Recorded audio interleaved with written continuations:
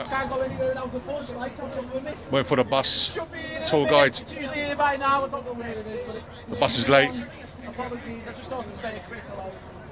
Backwards in on the bus. The bus tour here, Liverpool.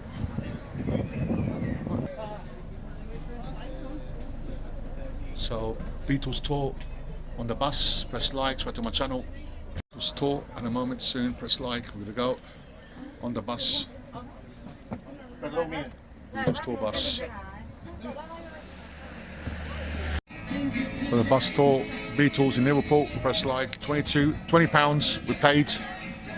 So 1.5 hours on the bus with Beatles music. Press like.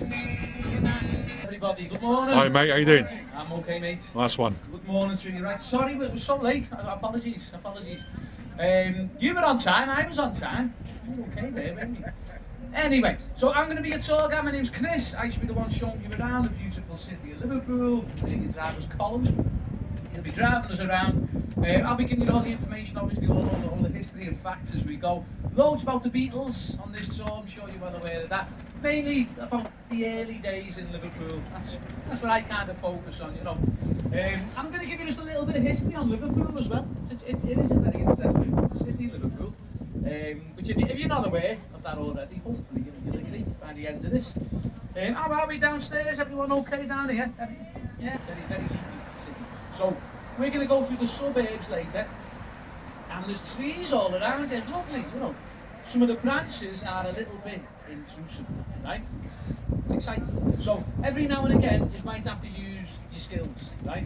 Ducking and dodging the odd little branch here and there, okay? I know where the worst ones are, so I will let you know. That's obviously it's pretty obvious. You'll know when they're going like, right? The port of Liverpool, because that's what we were famous for, okay? Long before we were famous for, which is generally what people think of when they think of Liverpool.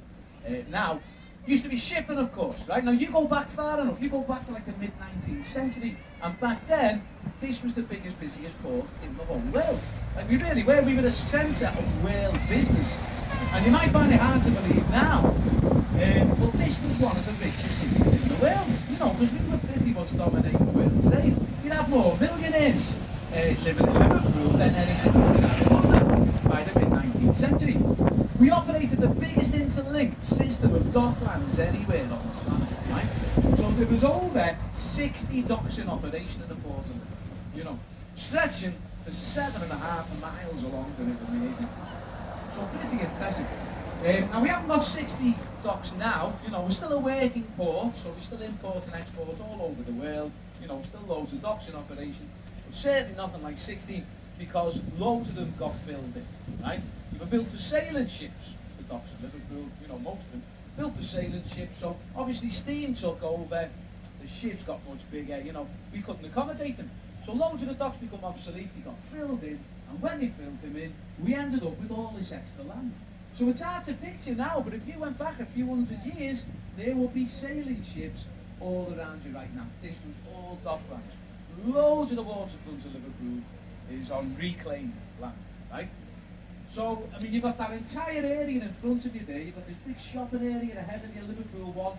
Beneath that whole area, you've got the first commercial wet dock in the modern world from 1750, you know, the size of 4 football pitches, that's beneath the streets. We're pretty much on top of that right now. Right, so I know you're probably on this tour to learn more about the Beatles, really. I would imagine that's why you come on this one.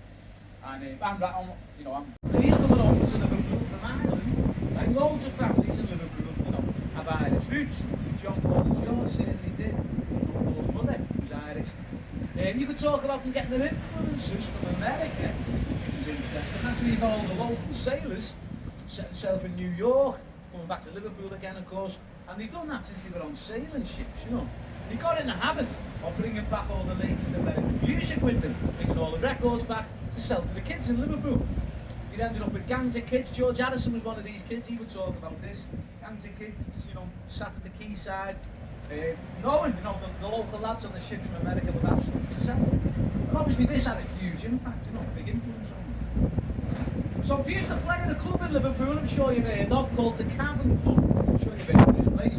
Nowhere in the world the Beatles play more than the Cavern in Liverpool. In total, they played there 292 times, right?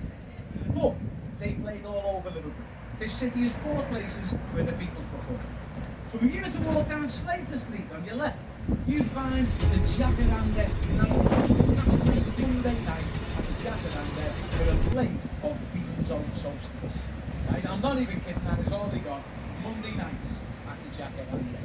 One day though, one day, come over, the lounge and the chance of earning a few extra quid when he needed someone to paint the basement walls, right?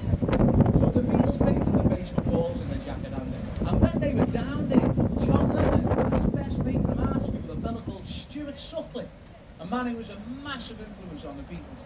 Him and John took it upon themselves to paint a big mural on the basement wall, right, in the style of this Parisian artist from the 1920s, who they were really into at the time, called Modigliani, right? I think I'm saying it wrong, but anyway.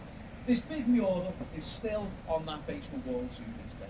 So if you find yourself at the Jacaranda, nip down in that basement and go and check that out, you know.